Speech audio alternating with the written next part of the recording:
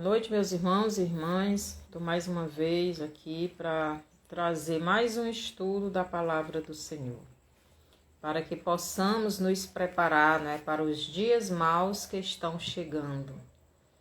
Em seguida, vem a felicidade, Então, que possamos conhecer a palavra de Deus para não andarmos, no engano, nem amedrontados. Senhor, nosso Deus e Pai, obrigado por mais um dia que o Senhor nos deu, por uma semana de proteção, de cuidado, todo especial. Obrigado por tudo que o Senhor fez nas nossas vidas durante esta semana. Lhe rogamos por mais uma semana que já está chegando. Que o Senhor nos abençoe, nos ajude a estarmos prostrados aos seus pés, realmente arrependido dos pecados e abandonando. Que o Senhor nos ajude a cada dia estarmos com a nossa vida no altar e prontos para o arrebatamento. Obrigado por tudo, no nome de Jesus. Amém. Então, o título do nosso estudo de hoje é O Sistema Venceu? O sistema do anticristo venceu? A igreja venceu Jesus? Será? A pergunta é, na cruz, Cristo foi derrotado quando ele morreu? Foi derrotado? Cristo foi derrotado? Na cruz, Cristo não foi derrotado, e sim vitorioso. Então, a morte de Jesus não trouxe derrota para a igreja, mas sim vitória. Aqui em João 19:30, Jesus diz o seguinte, quando, pois, Jesus tomou o vinagre, disse, está consumado. E, inclinando a cabeça, rendeu o espírito. Então Jesus disse, está consumado, está pago, está cumprido aquilo que eu vim fazer na terra. Então o que eu vim fazer na terra foi dar a minha vida para salvar aos pecadores. Então Jesus disse, está consumado, está feito. Agora todos aqueles que querem a salvação já podem ser salvos. Então, com a morte de Jesus, não houve derrota, mas sim vitória. Jesus foi vitorioso. Jesus cumpriu a primeira profecia em relação a ele, lá em Gênesis capítulo 3, o verso 15, que ele iria ferir a cabeça da serpente e a serpente iria ferir o calcanhar dele. E tudo isso se cumpriu quando Jesus deu a sua vida lá na cruz. Então Jesus, ele cumpriu toda a lei que nós, os seres humanos, não podemos cumprir porque somos pecadores. Jesus cumpriu toda a lei, Jesus cumpriu todas as profecias que falava que ele iria morrer para salvar a humanidade. Jesus cumpriu todas as profecias. Então, quando Jesus ressuscita ao terceiro dia, ele manifesta a sua vitória, tanto ao seu povo, aqueles que creram nele, como ao mundo. Então, quando Jesus ressuscita, ele está manifestando, ele está mostrando que ele é o vencedor. Não eram muitos que realmente eram seguidores, eram servos, eram filhos, eram aqueles verdadeiros seguidores de Jesus, que eram os filhos de Deus. Eram poucos, não eram muitos. A gente vê os 12, aliás, os 11, porque um discípulo já tinha se extraviado, nunca foi filho de Deus, nunca creu em Jesus de verdade, estava ali no meio, mas não pertencia àquele grupo. Tinha também as mulheres e outros que realmente criam em Jesus, não era muita gente. E essas pessoas, elas permaneceram com Jesus até o fim, não é? Firme em Jesus, crendo, embora muitos estivessem se escondendo quando mataram Jesus, mas depois eles vieram para Jesus, né? Então, durante os 3 anos e meio do ministério de Jesus em Israel, a terra, os israelitas seguiam Jesus, uma multidão. Jesus foi seguido por uma grande multidão. Mas aquela multidão seguia Jesus não por causa de Jesus, mas sim por interesse nas coisas materiais. Eles eram interessados apenas de ser curados, de receber uma bênção, de receber algo financeiro, né? Eles queriam ser prósperos, eles queriam receber como Jesus transformou, multiplicou o pão e o peixe. Eles queriam estar comendo disso aí sem se esforçar para conseguir. Então eles andavam, aquela multidão seguia Jesus não para salvo, porque queriam ser salvos, não porque criam na palavra de Jesus, mas sim porque queriam as coisas materiais, queriam aquilo que Jesus poderia dar aqui na terra para eles. E nos nossos dias, isso não é diferente. Então, isso é parecido, não só no Brasil, mas em todo o mundo. Então, muitas pessoas, elas andam seguindo Jesus só atrás das coisas materiais. Então, muitas pessoas não querem saber de Jesus verdadeiramente. Muitas igrejas, eles pregam somente a prosperidade. E essas pessoas estão agarradas às coisas deste mundo. Dizem que são igreja de Jesus, mas não estão prontas para sofrer por Jesus, não estão prontas para pagar o preço de ser um verdadeiro servo de Jesus, não estão prontas para darem a sua vida por Jesus.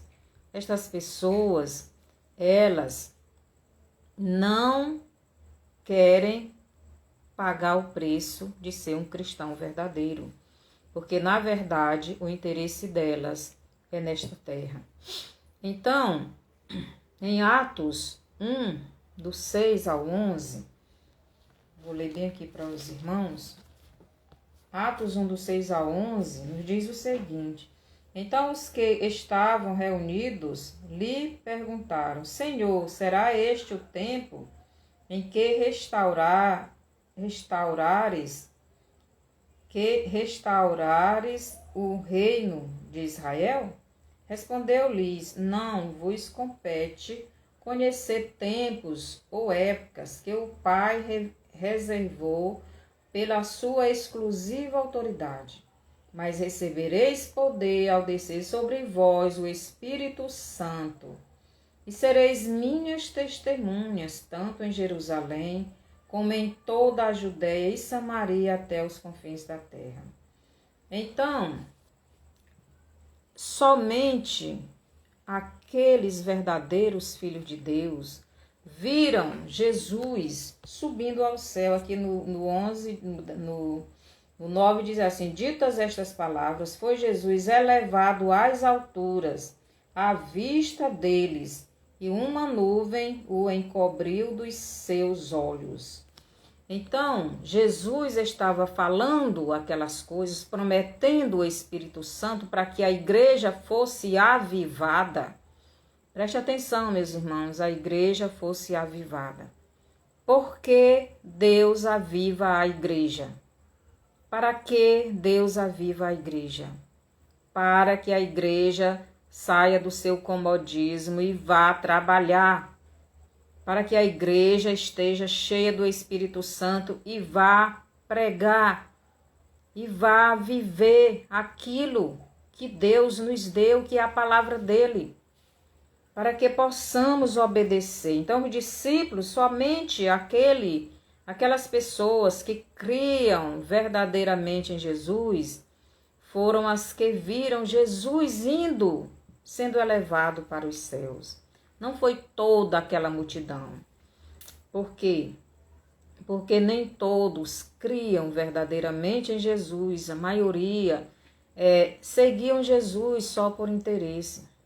Então isso nos diz que não são muitos, né, os que irão para o céu, os verdadeiros filhos de Deus. Jesus mesmo disse que a porta é estreita e o caminho é estreito e a porta aliás, o caminho é estreito e a porta também é estreita, é apertada.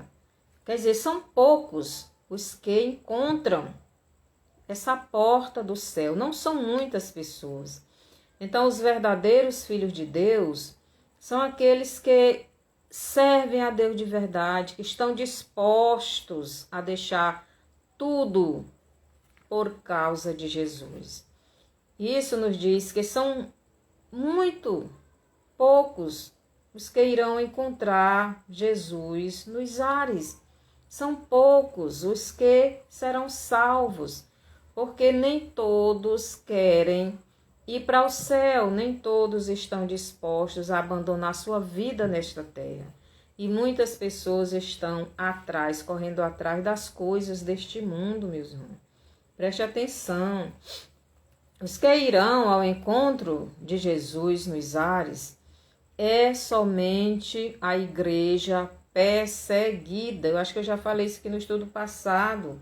Essa igreja perseguida, ela precisa ser perseguida para ser provada a fé dela, se ela realmente ama a Deus mais do que qualquer outra coisa. Por que Deus prova a igreja?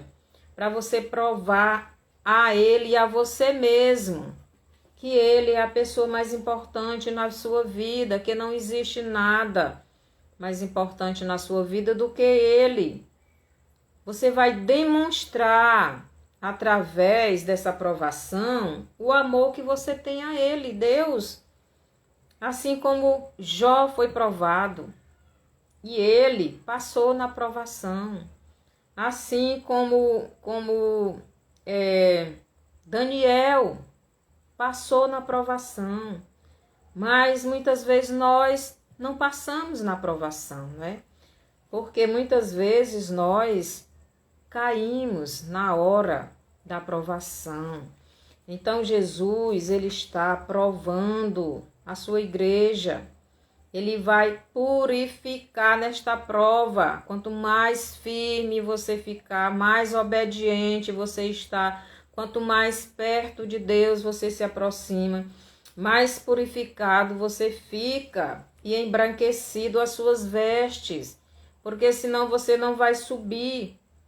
Então, o sistema venceu a igreja de Jesus quando saiu às ruas, orando, cantando, se manifestando, vigiando, jejuando.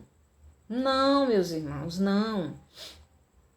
A igreja sempre será vencedora. Jesus disse que as portas do inferno não prevalecerão contra a igreja dele. Mas a igreja dele precisa estar de acordo com a vontade dele. Então, durante estes quase 2000 anos da existência da igreja aqui na Terra, ela foi perseguida. Então, aqui, vou ler bem aqui João, Evangelho de João, capítulo 14, do 1 ao 3, nos diz o seguinte. 14, do 1 ao 3, Jesus nos diz o seguinte: não se turbe o vosso coração, credes em Deus, crede também em mim. Na casa de meu pai há muitas moradas, se assim não for, eu vos teria dito, pois vou preparar-vos lugar. E quando eu for e vos preparar lugar, voltarei e vos receberei para mim mesmo, para que onde eu estou, estejais vós também. Então Jesus, ele não prometeu para a igreja dele esta terra. Ele não prometeu para a igreja dele uma nação aqui na terra. A igreja de Cristo não tem uma nação, não tem um exército humano, não tem uma terra aqui na terra. A igreja de Cristo está em todo o mundo. A Bíblia diz que nós somos peregrinos nessa terra. Então, em todas as nações tem a igreja de Jesus. E aqui no Brasil também. Então, Jesus, ele disse que ia para o céu. Em Atos nós já vimos, ele foi subindo. Só os verdadeiros filhos de Deus viram ele subindo. Porque quem tem comunhão com Cristo vê as obras de Cristo na sua vida. E quem tem Cristo não anda correndo atrás das coisas deste mundo, meus irmãos. Então, para a igreja verdadeira, Jesus promete levá-la ao céu. É o céu que é o nosso lugar. Então, Jesus nunca prometeu uma terra nem nação nessa terra. Samaria, eu já falei em outros estudos, quem é a Samaria, se os irmãos quiserem saber direitinho, então vão lá, né? Samaria é formada de pessoas de todas as nações. Nós vemos lá em João, capítulo 4, do 1 até o 30 e poucos, os irmãos querendo ler, pode ver lá, a Samaria. Então, Samaria era uma parte de Israel, eram as 10 tribos de Israel, quando o reino de Israel se dividiu e ficou dividido em Samaria e Jerusalém.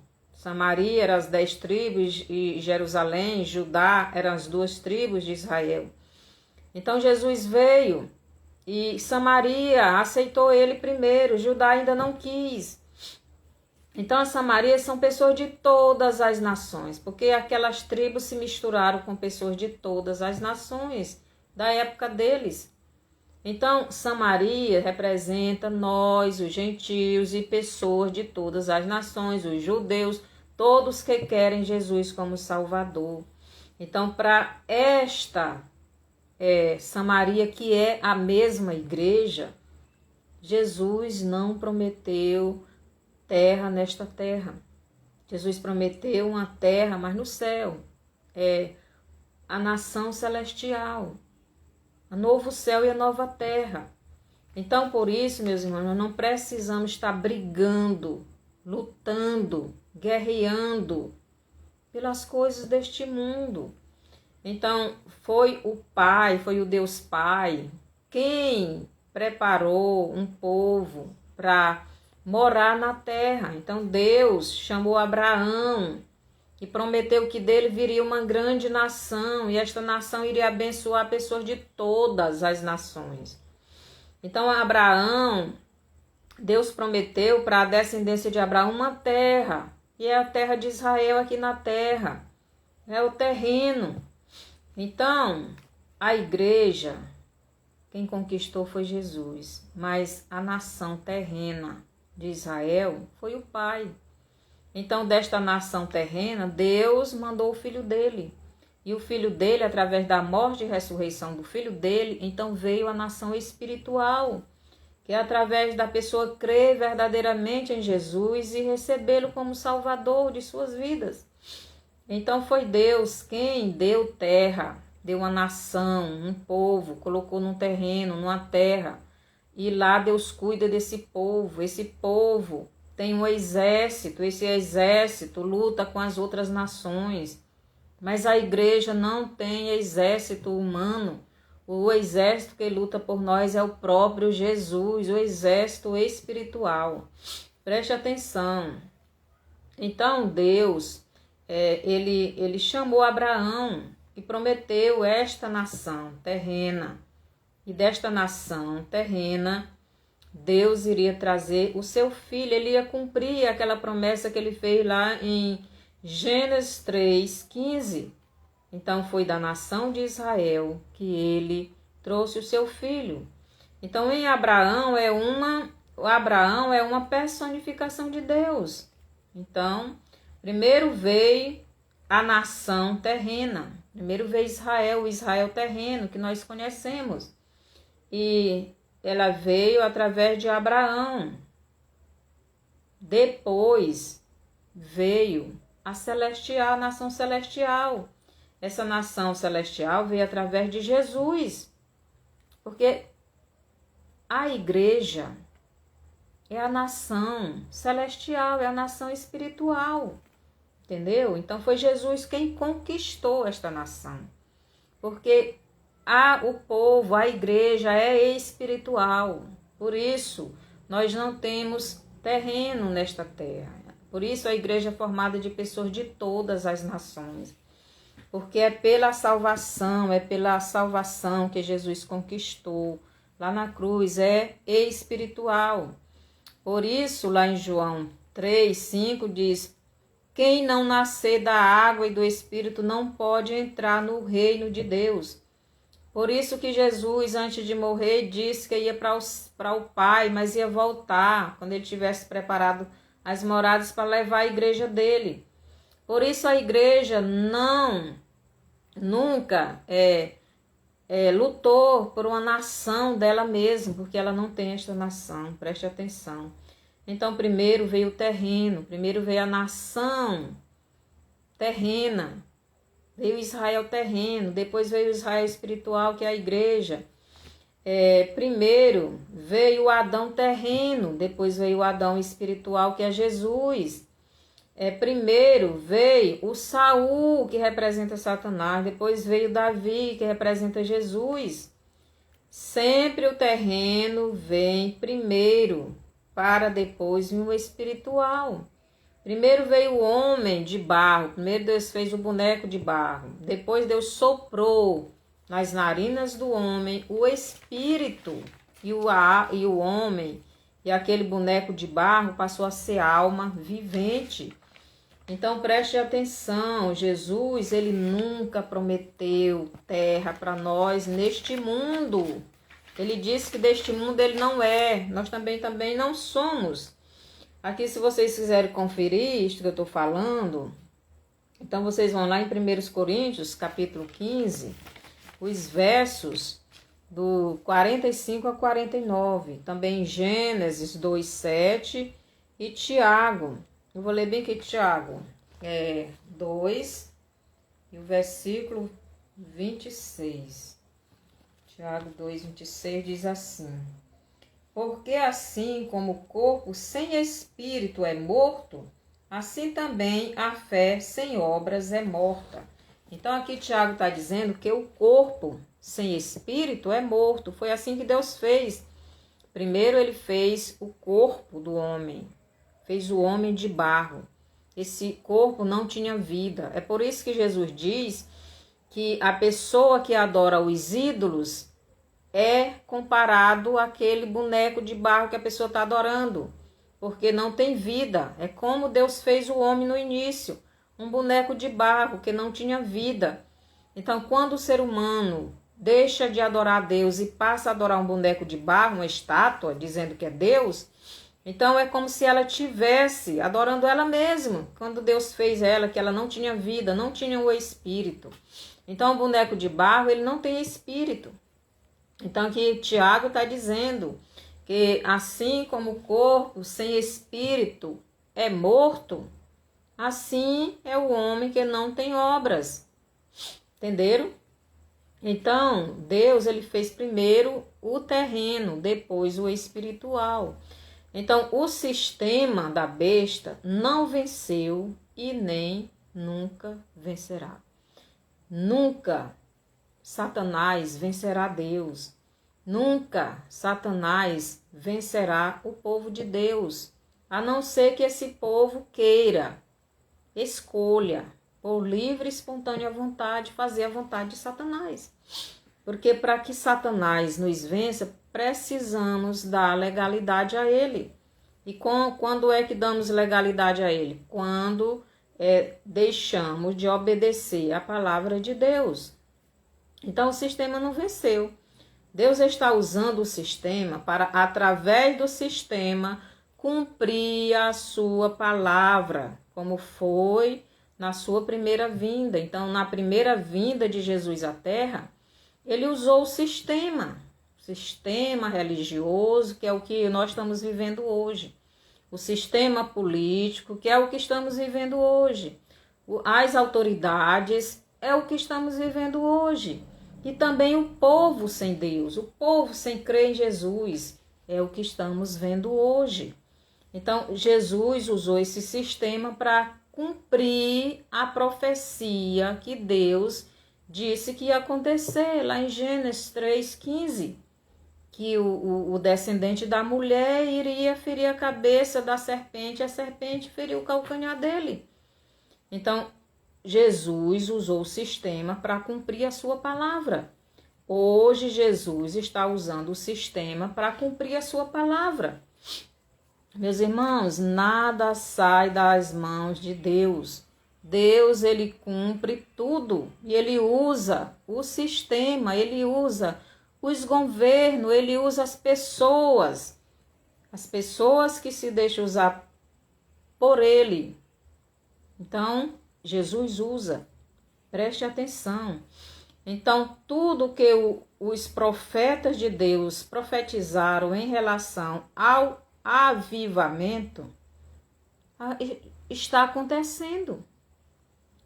O que é avivamento? Muitas pessoas profetizaram que ia ter um grande avivamento no Brasil. Muitas pessoas profetizaram que o Brasil seria um celeiro de evangelismo para as outras nações. Muitas pessoas profetizaram também que o Brasil irá alimentar o mundo. Muitas pessoas profetizaram muitas coisas.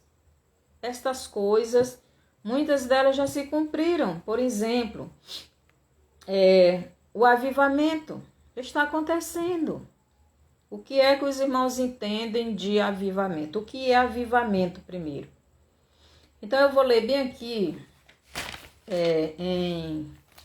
em Êxodo, capítulo 3.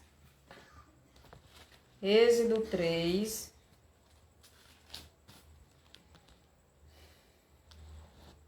Capítulo 3.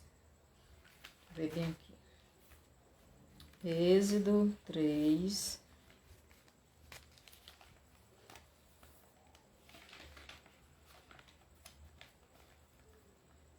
Do 3 do 7 ao 10. Êxodo 3, do 7 ao 10 diz assim. Disse ainda o Senhor: certamente vi a aflição do meu povo, que está no Egito, e ouvi o seu clamor por causa dos seus exatores. Conheço-lhe o sofrimento, por isso desci a fim de livrá-lo da mão dos egípcios e para fazê-lo subir daquela terra a uma terra boa e ampla, terra que mana leite e mel, o lugar do cananeu, do Eteu, do Amorreu, do Ferizeu, do Eveu, do Jebuseu. Então, por que Jesus ouviu o clamor do povo dele? Seja bem-vinda, Thiaguinho. Porque o povo clamou. O povo passou 400 anos escravo no Egito. Então, a escravidão estava muito grande. O povo não estava mais aguentando tanto sofrimento. Então, o faraó mandou matar as crianças, jogar no Nilo, mandou matar no nascimento, mandou fazer muitas coisas para impedir o crescimento do povo de Deus.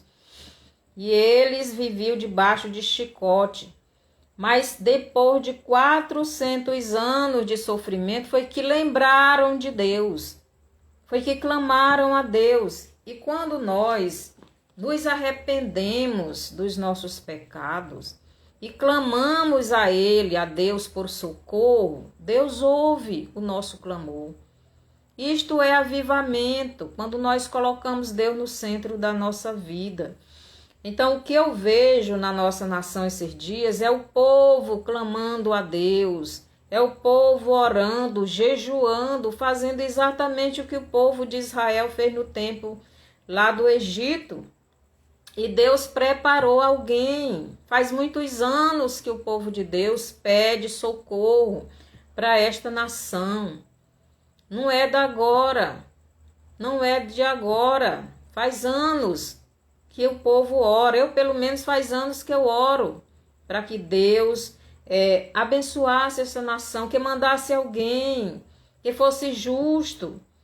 Então Deus ouviu o clamor do povo. E nos nossos dias o povo está clamando por justiça. O povo está clamando a Deus e Deus tem ouvido a oração. Isso é avivamento. Avivamento é quando o povo de Deus reconhece que está no erro e que precisa de Deus, que sem Deus não há solução. E Deus, ele se levanta para salvar o seu povo. Aqui no Egito, Deus mandou Moisés. Deus levantou Moisés. Então, nos nossos dias, Deus tem levantado pessoas também que cumpram a sua palavra. E Deus, através disso, está fazendo mover uma separação entre o povo dele e os que não são. Preste atenção, meus irmãos, para que você não viva enganado. Deus está fazendo a separação do povo dele do que não são. No Egito, Deus fez a separação do povo dele dos que não eram povo dele. Quando o povo clamou a Deus, Deus mandou uma pessoa, aliás, 2 pessoas, para estar à frente daquele povo, para libertar aquele povo. Então Deus mandou Moisés e o irmão dele, mandou o Arão. Então Moisés era o profeta, Arão o sacerdote, estavam os 2 lá. E Deus usou aqueles 2, mas não foi fácil sair logo do Egito. Veio as perseguições maiores, o sofrimento, veio a prova. Preste atenção, meus irmãos. Então, isto é avivamento. Então, o povo no Egito, o povo de Deus no Egito, ele não recebeu aquele profeta e logo saiu sem nenhuma dificuldade. Ele sofreu mais perseguição, ele sofreu mais opressão, ele foi mais perseguido ainda. É o que nós estamos sendo. Mas é no meio das perseguições que os verdadeiros filhos de Deus vão se fortalecendo. E os que não são vão desistindo, vão se afastando porque não querem sofrer por Cristo. Então preste atenção, nós estamos em uma guerra espiritual.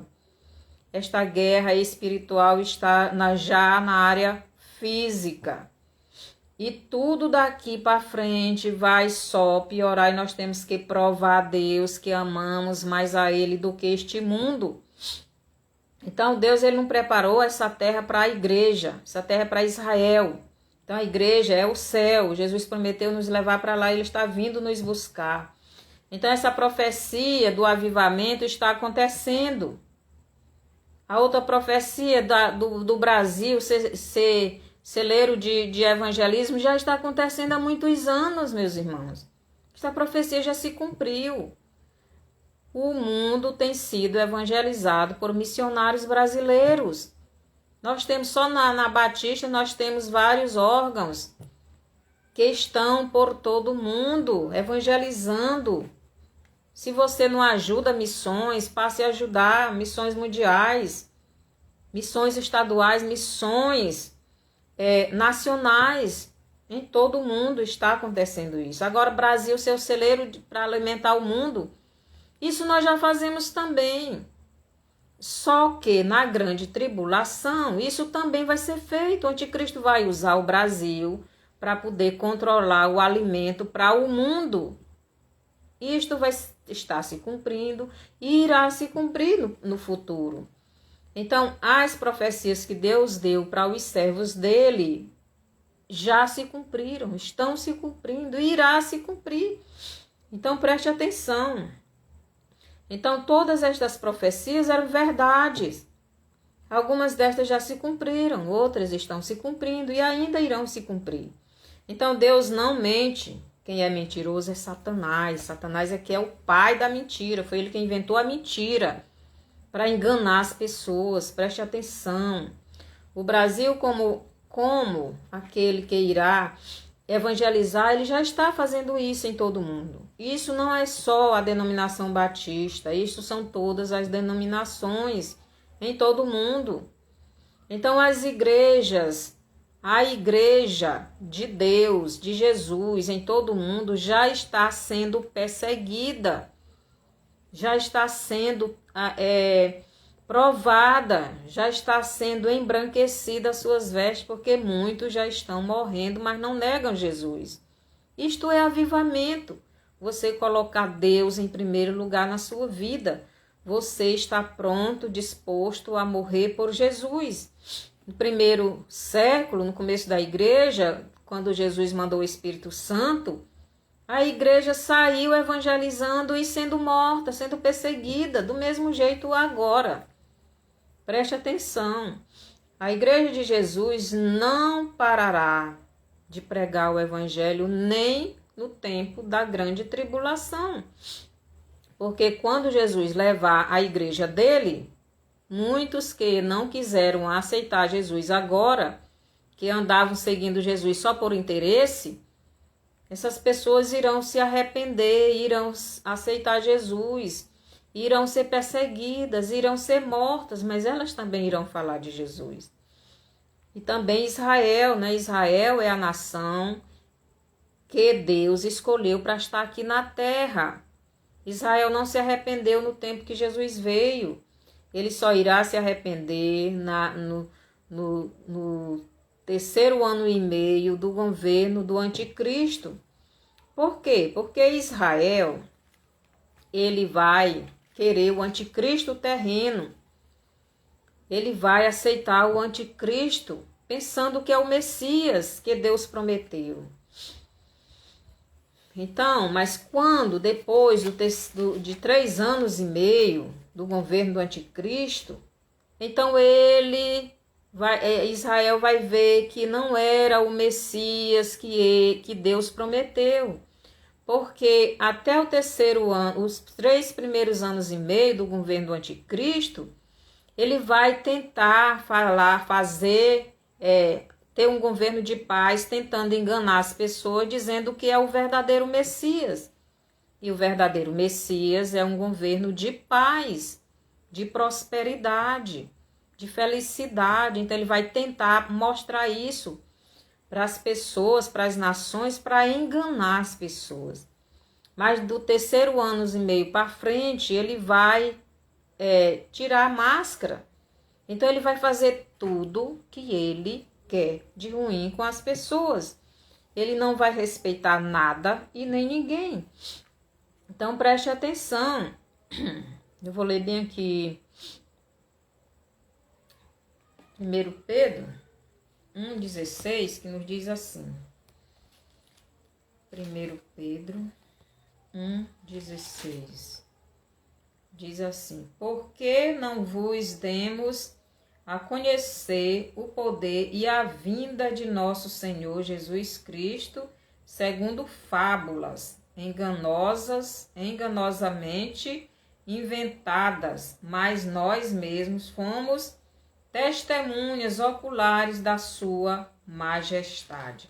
Hoje nós vivemos, meus irmãos, num tempo em que as pessoas andam nas fábulas, só na ilusão, pessoas pregando mentiras, enganando as pessoas de que isso aqui na terra vai ser muito bom, que aqui vai ter muita prosperidade, que vai ter isso e aquilo. Isso são fábulas, isso são mentiras, porque não vai nada melhorar.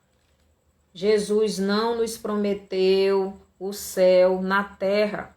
Jesus nos prometeu o céu na casa do Pai dele. Então, quem ficar nessa terra, quem andar buscando as coisas desta terra, vai ficar nessa terra. Para o governo do anticristo, o anticristo não vai dar picanha para ninguém, não. O anticristo não vai dar mordomia para ninguém, não. Ele vai perseguir as pessoas. Então, durante 3 anos e meio, Jesus mostrou no Brasil a diferença entre a verdade e a mentira, entre a luz e as trevas, entre o sal que tempera e o sal que não tempera. Então, eu e você somos esta luz. Mas aqueles que estão dizendo que são de Jesus e não são trevas. Preste atenção. Então, a verdadeira luz tem que brilhar. E como é que ela brilha? Obedecendo a Jesus, obedecendo a palavra de Deus.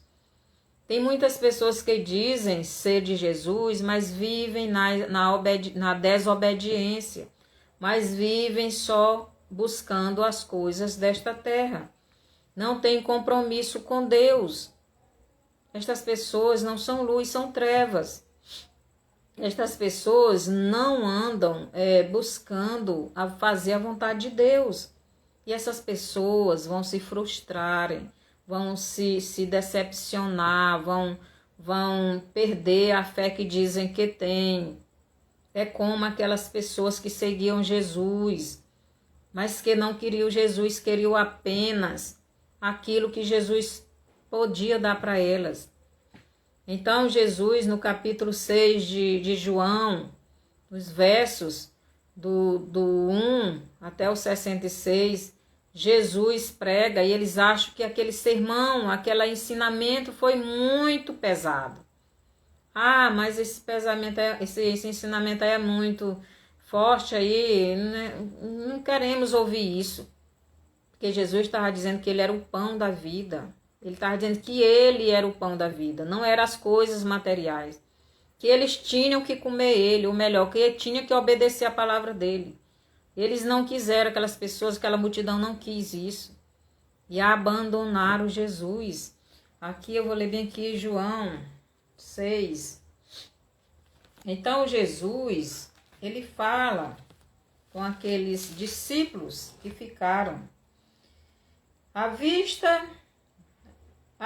disso, muitos dos seus discípulos o abandonaram e já não andavam com ele. Então perguntou Jesus aos 12: porventura quereis também vós outros retirar-vos? Respondeu-lhe Pedro: Senhor, para quem iremos? Tu tens as palavras da vida eterna. E nós temos crido e conhecido que tu és o Santo de Deus. Então aqui Pedro, ele respondeu: nós não temos para onde ir, mestre. O Senhor é o nosso Deus, nós temos crido nisto. Então, meus irmãos, não adianta ter uma multidão seguindo a Cristo se esta multidão não crê em Jesus como Filho de Deus, como Pedro disse aqui. E ele diz: Senhor, para quem iremos? Tu tens as palavras da vida eterna, e nós temos crido e reconhecido que tu és o Santo de Deus.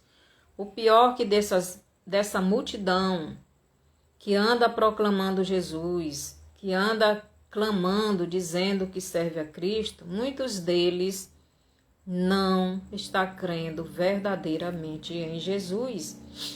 Então Jesus, ele quer tratar com sua igreja e às vezes ele usa o sistema para ensinar a sua igreja. Preste atenção. Então no Brasil não foi diferente de Israel. Então Deus, ele, assim como ele trabalhou, ele ainda hoje trabalha com Israel, também trabalha com o Brasil, né? E em todas as outras nações. Então Deus mandou um governante para mostrar ao Brasil a diferença entre o governo sem corrupção e o governo com corrupção. O governo que levou o povo a refletir sobre Deus. Eu nunca vi em toda a minha vida o povo ia à rua clamando por Deus, como fez esses dias, esses anos. Então, Deus, ele usa o sistema, ele usa os governos, ele usa quem ele quer para cumprir, para fazer o que ele quer. Então, ele usa o sistema, ele usa os governos para que a sua palavra seja cumprida. E se vocês verem bem, tudo o que está acontecendo no Brasil e no mundo é Deus usando este sistema e o povo e os governos para que a sua palavra seja cumprida. Assim como foi uma parte de Israel, queria o Messias apenas para as suas as coisas financeiras. Também o Brasil, tem muita gente que anda nessas manifestações porque não querem perder a mordomia que tem agora. Estão com medo do sistema assumir o governo do Brasil e sofrerem a perseguição. Mas isto é inevitável. É inevitável a Igreja de Cristo sofrer a perseguição. Isto Deus está usando o sistema para purificar a sua igreja. Isto vai acontecer desde o começo que eu falo. Então, uma pequeníssima parte de Israel foi que realmente viu quando Jesus subiu ao céu. Entenderam? Foi poucas pessoas que viram Jesus quando Jesus foi levado ao céu, Assim também será no Brasil, pois toda aquela multidão que gritava Deus, pátria e família, agora nós vamos ter essa perseguição e nós vamos ver quem realmente daquelas pessoas que gritavam e ainda grita pátria, aliás, Deus, pátria e família, vamos ver quem delas vai realmente permanecer com Deus, com Jesus, no período da perseguição, porque a Igreja de Cristo não passará pela grande tribulação, mas nós iremos ser perseguidos e teremos que provar realmente se amamos a Deus. Então essas provas que Deus manda para o seu povo é para que o povo possa mostrar a ele que realmente ele ama a Deus acima de todas as coisas. Como é o mandamento, amar a Deus sobre todas as coisas e ao próximo como a si mesmo. Então nós temos que provar que Deus é a pessoa mais importante da nossa vida, obedecendo a palavra dele. Se nós dizemos que Deus é mais importante, mas não obedecemos a sua palavra, estamos mentindo. Por quê? Porque se não estamos obedecendo a palavra de Deus, então estamos simplesmente dizendo que estamos mentindo. Porque se eu amo a Deus, eu vou obedecer a palavra dele. Se eu não amo a Deus, eu não vou obedecer a palavra dele. Por quê? Porque eu não estou crendo nele. Então, o que me faz obedecer a palavra do meu Deus é eu crer nele, que a palavra dele é a verdade e que tudo que ele fala nela, ele vai cumprir, ele vai fazer. Se eu tenho dúvidas disso, se eu estou questionando, eu não estou crendo. E se eu não estou crendo, se eu não estou realmente obedecendo a sua palavra, eu estou dando legalidade a Satanás na minha vida. E Satanás vai aproveitar e vai me fazer desobedecer a palavra de Deus. Então, durante quase 4 anos no Brasil, o Brasil, durante esses 4 anos, foi resistência contra esse sistema. O Brasil foi resistência e ainda está sendo resistência. O povo ainda está nas ruas, resistindo. Aqui em 2 Tessalonicenses 2, do 6 ao 7, Paulo fala sobre isso. Paulo fala sobre isso. Deixa eu ler mais uma vez, estou cansado de ler, vocês eu acho que já estão até abusando de eu tanto repetir esse texto, mas às vezes tem pessoas novas que estão lendo, que estão assistindo. Vou ler de novo. 2 Tessalonicenses 6 e 7 nos diz assim: E agora sabeis o que o detém para que ele seja revelado somente em ocasião própria. Com efeito, o mistério da iniquidade já opera e aguarda somente que seja afastado aquele que agora o detém. Então, o mistério da iniquidade, ele já opera. O mistério da iniquidade do anticristo, ele é um homem sem lei, sem justiça, ele não respeita lei nenhuma, ele é sem amor, ele não tem respeito à religião de ninguém. Então, nós já estamos vivendo isso. O espírito do anticristo já está reinando. E aqui diz no versículo 7, com efeito, o mistério da iniquidade já opera. Ele já está operando, ele já está agindo. Nós estamos vendo no Brasil a mentira querendo dizer que é verdade, dizendo que a verdade é mentira e a mentira dizendo que é verdade. Nós estamos vendo a injustiça dizer que é justiça e a justiça dizendo que é injustiça. Nós estamos vendo aí o mistério da iniquidade já está operando, e Paulo dizia que no tempo dele já operava. E Paulo diz, e aguarda somente que seja afastado aquele que o detém. Então, quem é que está detendo o anticristo de aparecer? É a igreja. A igreja está detendo, a igreja está lutando contra esse sistema. Aqui em Tiago 4,7 nos diz o seguinte: resistir, submetei-vos, pois, a Deus. 4,7. Sujeitai-vos, pois, a Deus, mas resistir ao diabo e ele fugirá de vós. Então, nós temos que resistir, nos submeter a Deus e resistir ao diabo. Então, nós só podemos resistir ao diabo quando nós nos submetemos a Deus, quando nós estamos na obediência a Deus, quando nós estamos debaixo da obediência a Deus. Ninguém pode resistir a Satanás desobedecendo a Deus. Jesus, ele resistiu ao diabo porque ele sempre foi obediente a Deus. Então, nós, como filhos de Deus, devemos estar na obediência a Deus. Se não obedecermos a Deus, estaremos exatamente fazendo o que o diabo quer. Então, aqui em Mateus 24, do 9 ao 12, nós já estamos entrando para esta perseguição, mas estamos resistindo. Então, vamos resistir espiritualmente, para que fisicamente também possamos resistir. Entendeu, meus irmãos? Então, Mateus 24, do 9 a 12, já está se cumprindo agora, nos nossos dias. Então, devemos ter essa resistência contra esse sistema, que é resistir, é não fazer o que o sistema quer que a gente faça.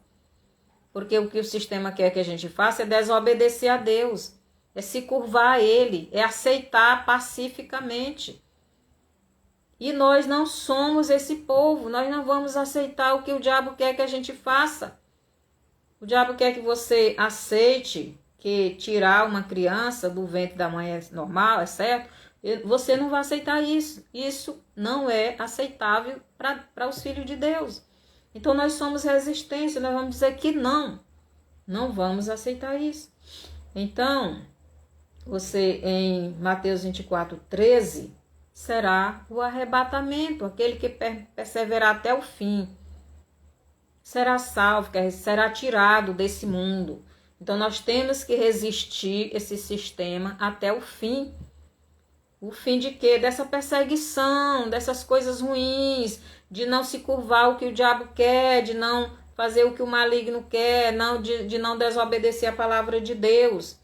Então, Mateus 24, 13 nos diz, aquele que perseverar até o fim, aquele que permanecer firme na palavra de Deus, aquele que não desobedecer a palavra de Deus até o fim, Jesus levará essa pessoa. No Apocalipse 11, 12, também nos diz isso. 1 Tessalonicenses 4, do 13, do 17, 1 Coríntios 15, do 55, do 50 ao 55, nos diz que ali será o arrebatamento, mas será para aqueles que resistir o sistema da besta até o fim. Não que a besta já esteja governando, mas ele já está, o espírito do anticristo, ele já está agindo nos nossos dias. A gente está vendo no Brasil essa guerra e nós, como filhos de Deus, devemos lutar. Tem muita gente que já se curvou a esse sistema, já aceitou essa situação. Nós não somos daqueles que deixamos de lutar. O povo de Deus luta.